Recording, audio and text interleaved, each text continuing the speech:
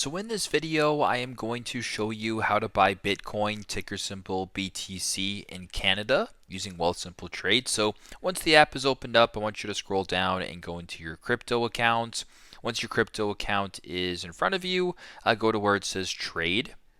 Now once you're here at the top, simply go ahead and type in ticker symbol BTC, or you can type in Bitcoin, whatever works. Now under cryptocurrency right here, we can go ahead and select Bitcoin. Once you're here, go to the bottom left and press on the black buy button.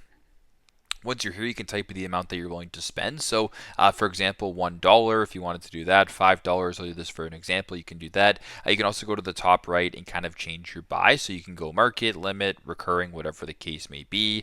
Just for this example, I'll continue with $5. Then go to the bottom right and press review.